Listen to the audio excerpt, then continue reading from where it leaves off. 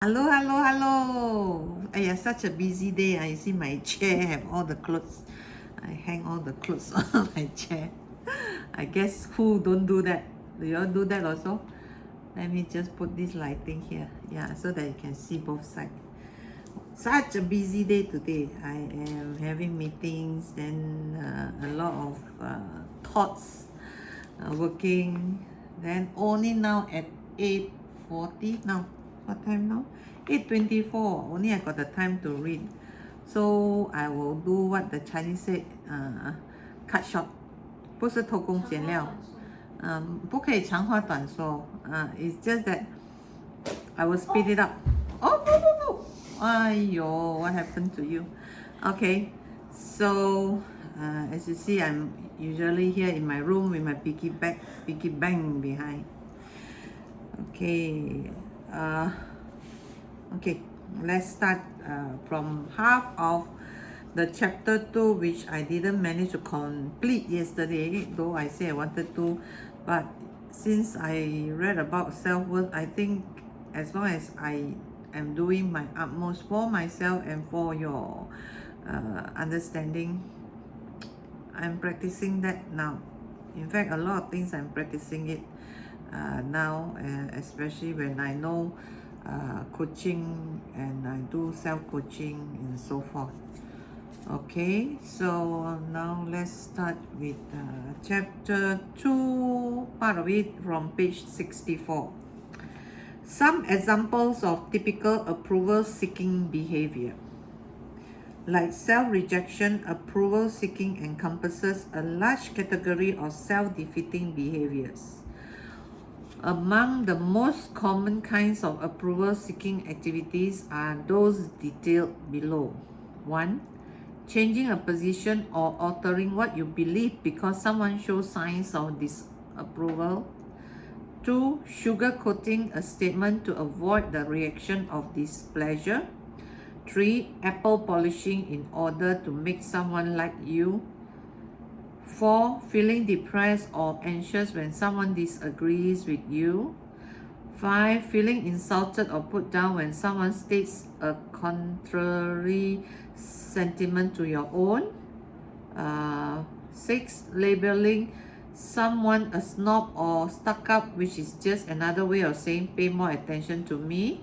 7. Being excessively agreeable and head nodding even when you don't agree at all with all is being said. 8. Performing chores for someone and feeling resentful about not being able to say no.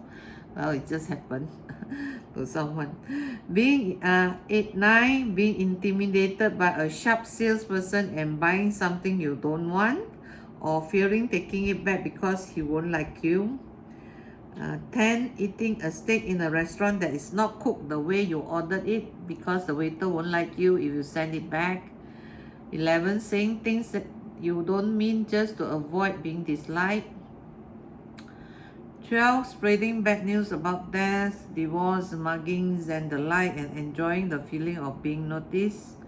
13. Getting permission to speak or to make a purchase or to do anything from a significant other in your life because you fear the displeasure of that person. 14. Apologizing for yourself at every turn, the excessive I'm sorries, that are designed to have others forgive you and approve of you all of the time. 16. Behaving in a non-conforming ways for the purpose of gaining attention, which is the same neurosis as conforming for the sake of external approval.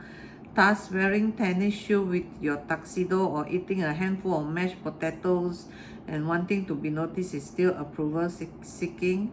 18. Being pathologically late for all occasions. Here you can't help but be seen, and it is an approval-seeking device which gets everyone to pay attention. You may be doing it out of a need to be distinguished, and hence you are controlled by those doing the noticing. I lost count. So the next one is trying to impress others with your knowledge of something that you know nothing about by faking it.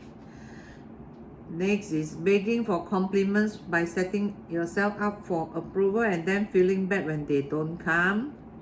The last one, being unhappy when someone you respect having a contrary point of view and expressing it to you.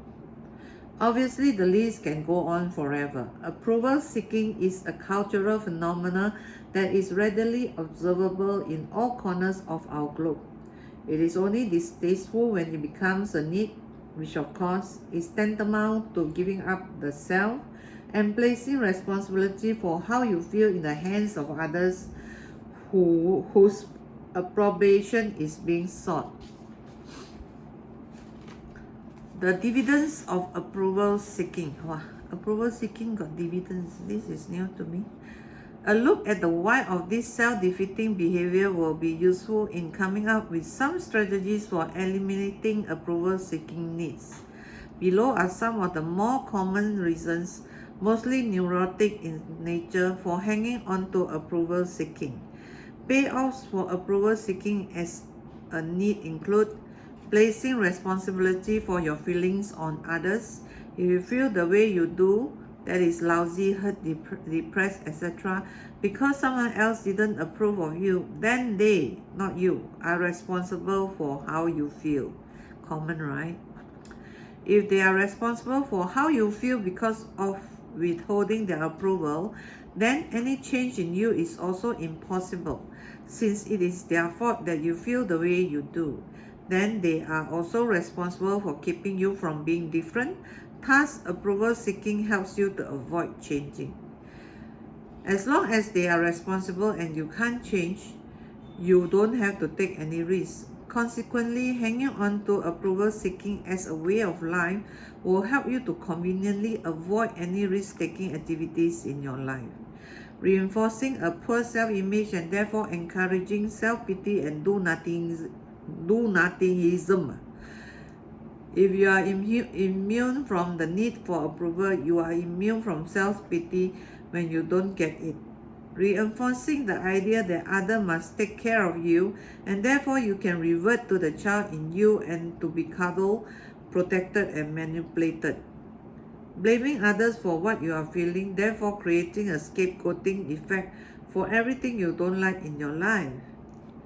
Deluding yourself that you are liked by others, you have made more important than yourself, and thus feeling outwardly comfortable even though there is a cauldron of discontent sitting inside of you.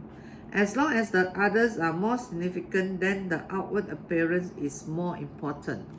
Taking solace in the fact that others notice you, which gives you something to boast about to other approval-seeking friends. Fitting into the culture which applauds such behavior and winning you the favor of the many.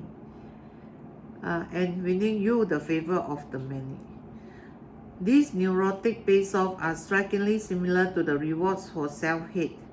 In fact, the theme of avoiding responsibility, change, and risk is at the heart of all the self-destructive thinking and behavior described in this book.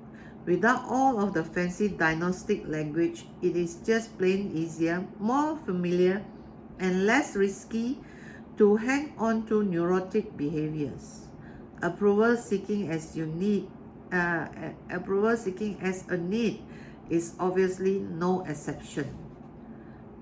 A look at the supreme irony of approval-seeking behavior. For a moment, engage in a little fantasy. Assume that you really wanted approval from everyone and that it was possible to obtain it. Further, assume that this was a healthy goal. Now, with this in mind, what would be the best, most efficient way to obtain your aim? Before answering, think of the one individual in your life that seems to get the most approval. What is the individual like? How does he behave? What is it about him that attracts everyone? You probably have someone in mind who is candid, direct, and straightforward, independent of other people's opinions, and fulfilled. He probably has little or no time for approval seeking. This is very likely a person who will tell it like it is despite the consequences. Perhaps he finds tact and diplomacy less important than honesty. He is not a hurtful person, just an individual who has little time for the game playing that goes with speaking delicately and being careful to say it just right to avoid hurting feelings. Isn't that ironic? The people who seems to get the most approval in life are those who never seek it out, who have no desire for it, and who are not preoccupied with achieving it. Here is a little fable which is applicable here, since happiness is an absence of approval seeking as a need.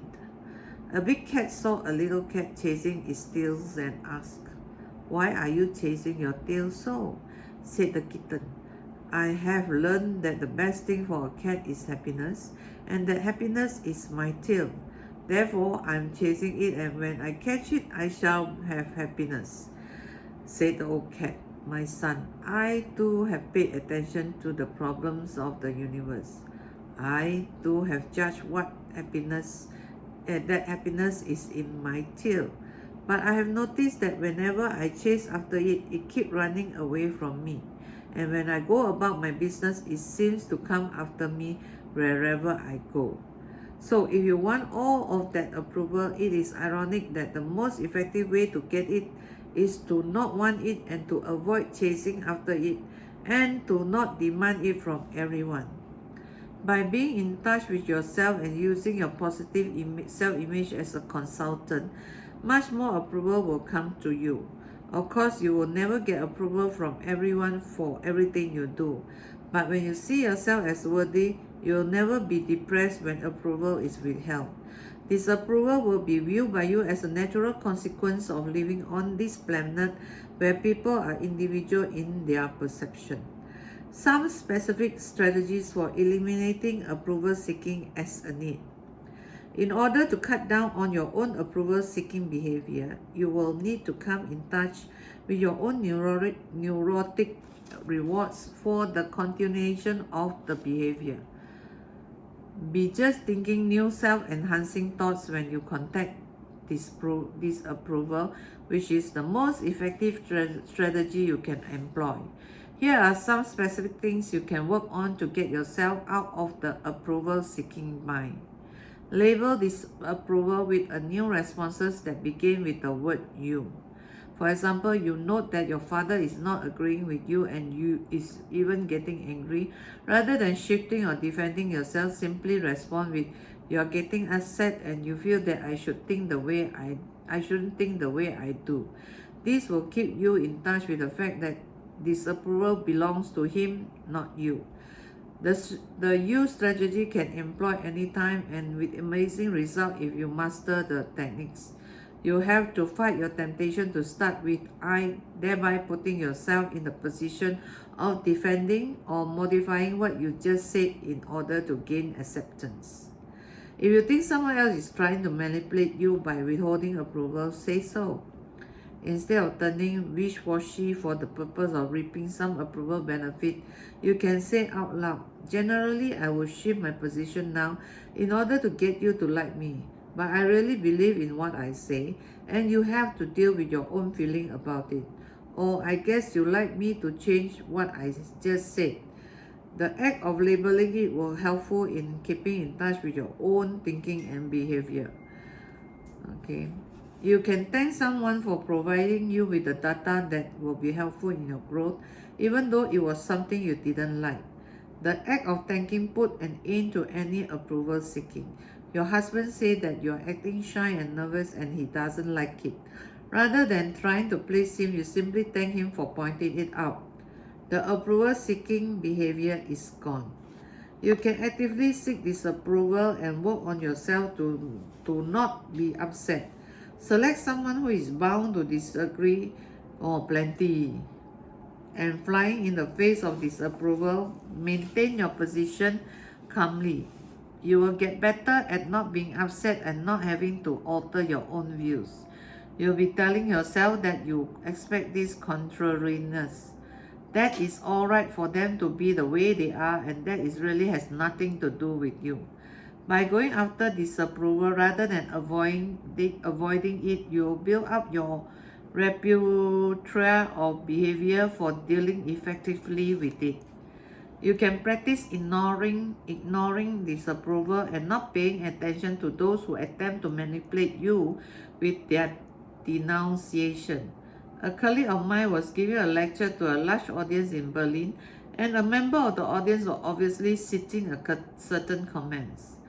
Finally, he could not stand it no longer, and he picked on a minor point the speaker was making and rattled off all kinds of abusive remarks in front of a questions. He was attempting to bait the speaker and to seduce him into neurotic interchange. My colleague's response to his tirade was just simply, okay, and he went on with his talk.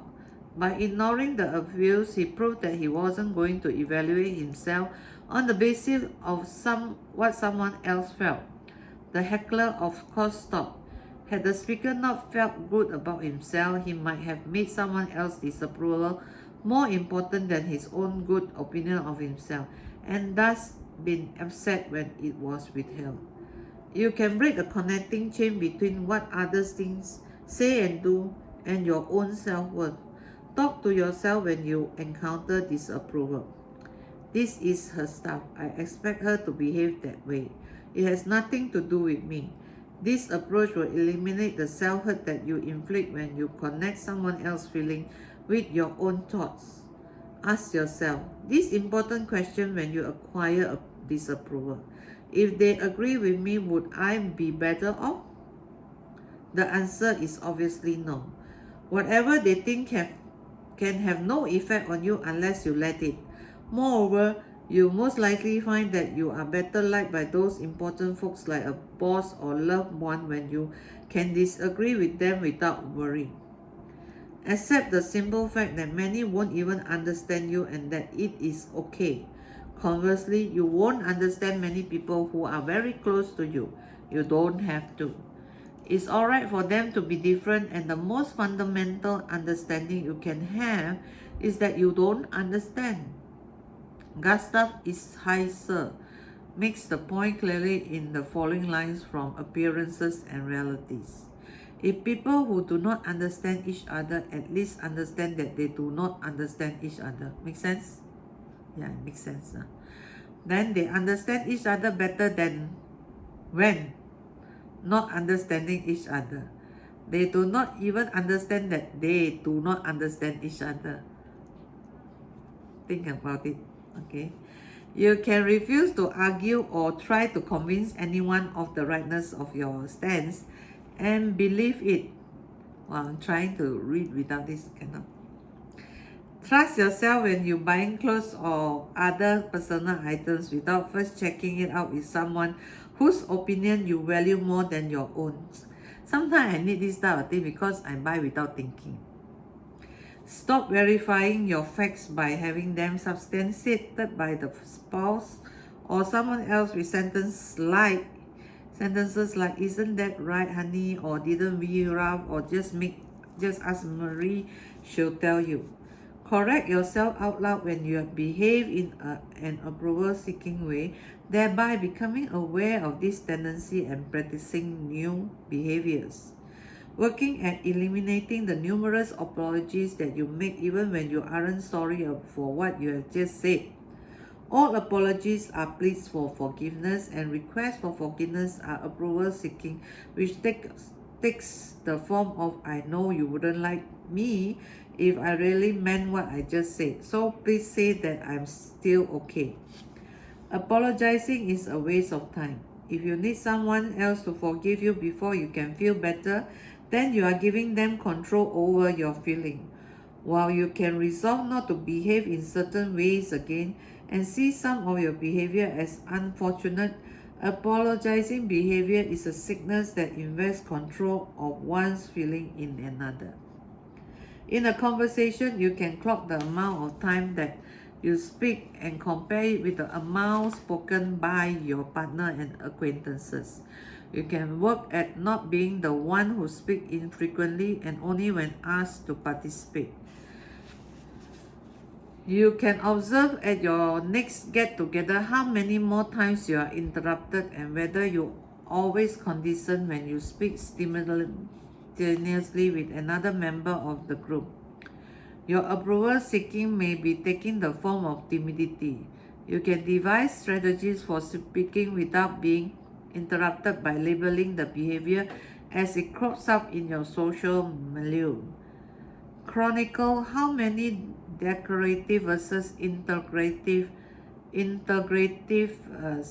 sentences you make. Do you ask questions, seek permission and approval, as opposed to making a statement? For example, the question, nice day, isn't it?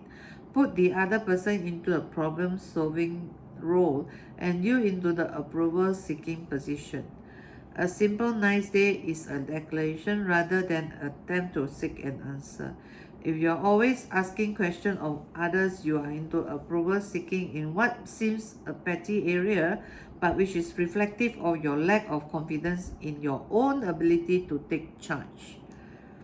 These are the beginning steps to eliminating approval seeking as a need in your life. While you are not striving to wipe out all approval, you are working towards not being immobilized in any small way because you don't get the blandishment you covet.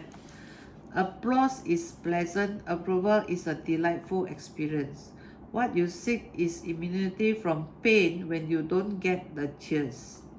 Just as the eater does not test his mettle for losing weight on a full stomach, or the individual who is quitting smoking doesn't measure his resolve after putting out a cigarette, you won't really test yourself in the absence of disapproval. You can vow until you're orange in the face that you can handle disfavor and that you're not going to demand tribute from everyone. But until you are faced with the circumstances of contention, you won't know how you are doing. In your can eliminate this troublesome erroneous zone from your life, the rest will seem easy because you have been conditioned to need approval from your first breath on this earth. It will require a great deal of practice, but it is worth every bit of effort you put into it. Immunity from despair in the face of disapproval is the ticket to a lifetime of delectable personal present moment freedom. So that's the end of chapter 2, and we'll continue tomorrow. It all depends on my schedule because tomorrow I'm going for Muay Thai, my first lesson. Okay, bye.